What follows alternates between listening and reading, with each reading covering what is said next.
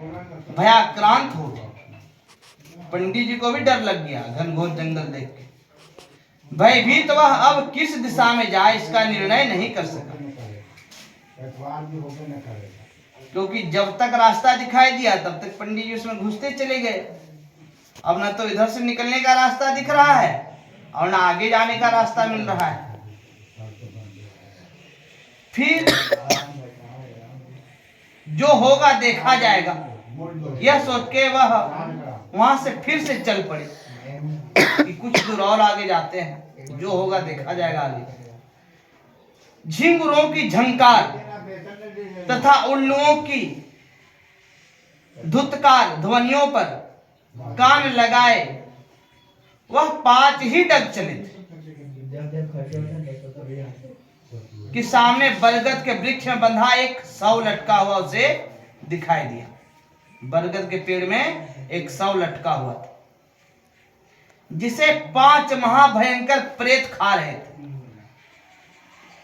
हे खगेश, उन प्रेतों के शरीर में मात्र सिराओं से युक्त हड्डी और चमड़ा ही बचा हुआ था। उनका पेट पीठ में धंसा हुआ था। नेत्र रूपी कुओं में गिरने के भय से नासिका ने उसका साथ छोड़ दिया था। वसा से भरे हुए ताजे शव के मस्तिष्क भाग का स्वाद लेकर जो नित्य अपना महोत्सव मनाते थे और हड्डियों की गांठों को तोड़ने में लगे हुए जिनके बड़े बड़े दांत किटकिटाते थे, ऐसे प्रेतों को देखकर घबराए हुए हृदय वाला वह ब्राह्मण वहीं ठिठक के खड़ा हो गया। उस निर्जन वन में आ रहे ब्राह्मण को उन प्रेतों ने देख लिया। अतः मैं उसके पास पहले जाऊंगा, मैं उसके पास पहले जाऊंगा। इस प्रकार प्रतिस्पर्धा में वे सभी प्रेत दौड़ पड़े। उनमें से 2 प्रेतों ने इस ब्राह्मण के दोनों हाथ पकड़ लिए और 2 प्रेतों ने दोनों पैर पकड़ लिए। 2 प्रेत हाथ पकड़े और 2 प्रेत पैर। एक प्रेत जो बचा हुआ था उसने इसका सिर पकड़ लिया।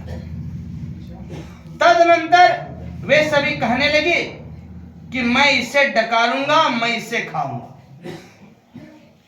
ऐसा कहते हुए 5 प्रेत ब्राह्मण को खींचने लगे। फिर उसे साथ लेकर वे सहर्षा आकाश में चले गए। किंतु उस बरगद पर शव का अभी कितना मांस बचा हुआ है और कितना नहीं, इस बात को भी वे सोच रहे थे कि एक तो शिकार लेके हम लोग आ गए, लेकिन वहां जो पड़ा हुआ था वो भी बचा हुआ है। उस पर भी चिंता लगा हुआ था प्रेत लोग। उसी समय उन लोगों ने देखा कि दांतों के द्वारा नोचे जाने के कारण वह शव तो अभी फटी हुई आंत से युक्त है, इसलिए वे आकाश से नीचे उतर आए और शव को अपने पैरों से बांधकर पुनः आकाश में ही उड़ गए। आकाश में ले जाए जा रहे उस प्रेत रूप में स्वयं को समझकर वह भर्यात ब्राह्मण पूर्ण मन से मेरे शरण में आ गया। देवाधिदेव चिन्मय सुदर्शन चक्रधारी मुझ हरि को प्रणाम कर वह इस प्रकार स्तुति करने लगा। जिन भगवान ने अपने चक्र के प्रहार से ग्राह के मुख को विदीर्ण कर उसके दुख को नष्ट किया है, जो ग्राह के मुख में फंसे हुए गजराज को मुक्त कराने वाले हैं, वे श्रीहरि मेरे कर्म पाश को काट कर मुझे मुक्त कर देना। मगध नरेश जरासंध ने निर्दोष राजाओं को बंदी बनाकर कारागार में डाल दिया था। जिन मुरारी श्री कृष्ण ने राजसू यज्ञ के लिए पांडु पुत्र भीमसेन के द्वारा उस दुष्ट को मल्ल युद्ध में मरवाकर राजाओं को मुक्त किया था, वे समय मेरे कर्म पाश को काट कर मेरा दुख दूर करें। हे गरुड़, उस समय दत्त चित्त होकर जब वह मेरी स्तुति में लग गया तो उसे सुनते ही मैं भी उठ खड़ा हुआ और सहसा वहां जा पहुंचा जहां प्रेत उसको लेके जा रहे थे। उन लोगों के द्वारा ले जाते हुए उस ब्राह्मण को देखकर मुझे आश्चर्य हुआ। कुछ काल तक बिना पूछे मैं भी उसके पीछे पीछे चलने लगा। मेरी सन्निधि मात्र से उस ब्राह्मण को पालकी में सोए हुए राजा के समान सुख प्राप्त हुआ। देखिए, अभी तक इसको उठा के ले रहे थे टांग के, लेकिन जब वहां भगवान साथ में थे तो ब्राह्मण को जैसे पालकी में सुला के राजा को ले जाए उस तरह का सुख प्राप्त हो रहा था। इसके बाद मैंने मार्ग में सुमेरु पर्वत पर जा रहे मणिभद्र नामक यक्षराज को देखा।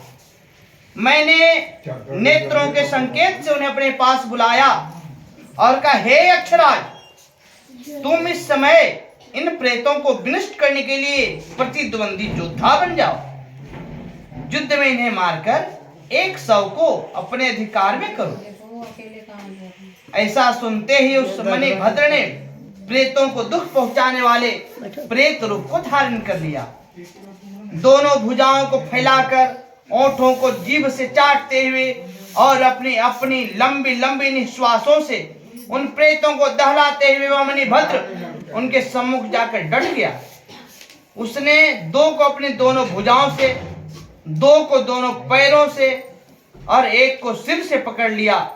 उसके बाद उसने शक्तिशाली मुक्के से उन प्रेतों पर ऐसी प्रहार किया कि वे सभी विवर्णमुख हो गए। वे उस ब्राह्मण तथा शव को एक हाथ और एक पैर से पकड़कर युद्ध करने लगे। उन लोगों ने अपने नख, थप्पड़, लात एवं दांतों से उस पर प्रहार किए, पर मणिभद्र ने उनके प्रहार को विफल कर उनसे शव को ले लिया। उस यक्ष के द्वारा शव को छीन लिए जाने पर परियात्र पर्वत पर उस ब्राह्मण को छोड़कर वे सभी प्रेत अत्यंत उत्साह से भरे हुए पुनः प्रेत रूप मणिभद्र की ओर दौड़ पड़े। क्षण मात्र में ही उन लोगों ने वायु के समान द्रुतगामी मणिभद्र को घेर लिया, किंतु वह अदृश्य हो गया। ऐसी स्थिति देखकर हताश होकर वे प्रेत उस ब्राह्मण के पास जा पहुंचे। उस पर्वत पर पहुंचकर उन लोगों ने ब्राह्मण को ज्यों ही मारना प्रारंभ किया, त्यों ही मेरी उपस्थिति और ब्राह्मण के प्रभाव से तत्काल उनमें पूर्व जन्म की स्मृति जागृत हो उठी। इसके बाद ब्राह्मण की प्रतीक्षा करके उन प्रेतों ने ब्राह्मण श्रेष्ठ से कहा, हे विप्रदेव, आप हमें क्षमा करें। उनके दीन वचनों को सुनकर ब्राह्मण ने पूछा, आप लोग कौन हैं? यह क्या कोई माया है, या मैं स्वप्न देख रहा हूं, या यह मेरे चित्त का विभ्रम है? दुष्कर्मों के प्रभाव से इस योनि को प्राप्त हुए हैं। प्रेतों ने कहा कि हम सब प्रेत हैं और पूर्व जन्म के दुष्कर्मों के प्रभाव से इस योनि को हम लोग प्राप्त हो गए हैं। ब्राह्मण ने कहा, हे प्रेतों, तुम्हारे क्या नाम है? तुम सब क्या करते हो और तुम्हें कैसे इस दशा की प्राप्ति हुई? पहले मेरे प्रति तुम लोगों का व्यवहार कैसे अविनयी था और इस समय कैसे विनयी हो गया है? प्रेतों ने कहा, हे द्विजराज, आप यथा कर्म अपने प्रश्नों का उत्तर सुनिए। हे योगीराज, हम आपके दर्शन से निष्पाप हो गए। हमारे नाम कर्मशः पर्युषित, दूसरा शुचिमुख, तीसरा शीघ्रग, चौथा रोधक और पांचवा प्रेत का नाम लेखक। ब्राह्मण ने कहा, हे प्रेतों, पूर्व कर्म से उत्पन्न प्रेतों का नाम कैसे निरर्थक हो सकता है? तुम सब अपने से इस विचित्र नामों के विषय में विस्तार से हमको बतलाओ कि तुम लोग का ऐसा नाम कैसे पड़ा है। विचित्र विचित्र नाम रखे हुए सब। श्री कृष्ण ने कहा कि ब्राह्मण के द्वारा ऐसा कहे जाने पर पृथक पृथक रूप से प्रेतों ने कहा। पहला प्रेत का नाम था पर्युषित। पर्युषित ने कहा कि किसी समय मैंने श्राद्ध के सुअवसर पर ब्राह्मण को निमंत्रण दिया था। वह वृद्ध ब्राह्मण मेरे घर बहुत विलंब से पहुंचे थे। पंडित जी को निमंत्रण दिए थे लेकिन बहुत लेट से आए। बिना श्राद्ध किए ही भूख के कारण मैंने उस पाक को खा लिया था। द्वादशा में जो पाक बनता है पिंडदान करने के लिए, उसको इतना भूख लग गया था कि वो पिंड जो बना के रखा था प्रेत को देने के लिए, वो अपने सब खा लिया था कि पंडित जी का लेट हो रहा है, चलो इसी को खा लिया जाए। कुछ पर्युषित बासी अन्न लाकर मैंने उस ब्राह्मण को दे दिया। मरने पर मुझे उसी पाप के कारण इस दुष्ट योनि की प्राप्ति हुई। मैंने ब्राह्मण को जो बासी भोजन दिया था उसी से मेरा नाम पर्युषित हो गया। दूसरा प्रेत का नाम था शुचिमुख। शुचिमुख ने कहा कि किसी समय कोई ब्राह्मणी तीर्थ स्थान के लिए भद्रवट तीर्थ में गई थी। उसके साथ उसका 5 वर्षीय पुत्र भी था जिसके सहारे वह जीवित थी। मैं उस समय क्षत्रिय था। मैं उसके मार्ग का अवरोधक बन गया और निर्जन वन में मैंने राहजनी की। हे विप्र, उस लड़के के सिर पर मुष्टि प्रहार कर मैंने दोनों के वस्त्र और राह में खाने योग्य सामान छीन लिया था। एक माँ और बेटा जा रहा था, हम दोनों का वस्त्र भी ले लिए थे और खाने का जो सामान था उसके यहाँ वो भी छीन लिए थे। वह लड़का प्यास से व्याकुल उठा था, अतः वह माता के पास स्थित जल लेकर पीने लगा। उस पात्र में उतना ही जल था।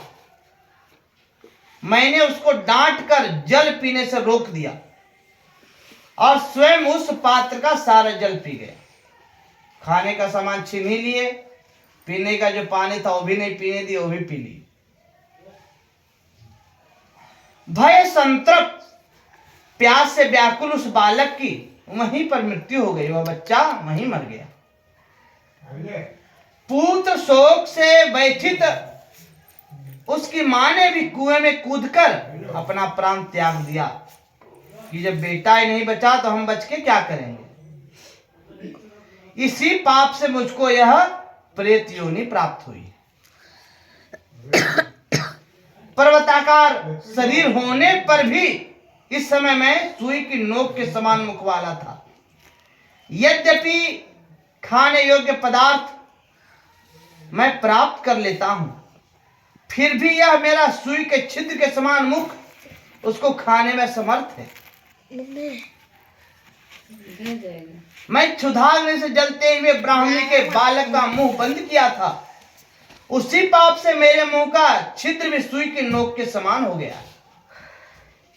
सुई का नोक में जितना छेदा रहता है उसका भी उतना ही छेदा बच गया था। इसी कारण मैं आज शुचिमुख नाम से प्रसिद्ध हूं। तीसरा प्रेत का नाम था शीघ्रग्ने। शीघ्रग्ने ने कहा, हे विप्रवर, मैं पहले एक बहुत धनवान वैश्य था, बनिया था। उस जन्म में अपने मित्र के साथ व्यापार करने के लिए मैं एक दूसरे देश में जा पहुंचा। मेरे मित्र के पास बहुत धन था, अतः उस धन के प्रति मेरे मन में लोभ आ गया। अदृष्ट के विपरीत होने से वहां मेरा मूल धन समाप्त हो चुका था। हम दोनों ने वहां से निकलकर मार्ग में स्थित नदी के नाव से पार करना प्रारंभ किया। उस समय आकाश में सूर्य लाल हो गया था। राह की थकान से व्याकुल मेरा वह मित्र मेरी गोद में अपना सिर रख के सो गया। उस समय लोभवश मेरी बुद्धि अत्यंत क्रूर हो उठी।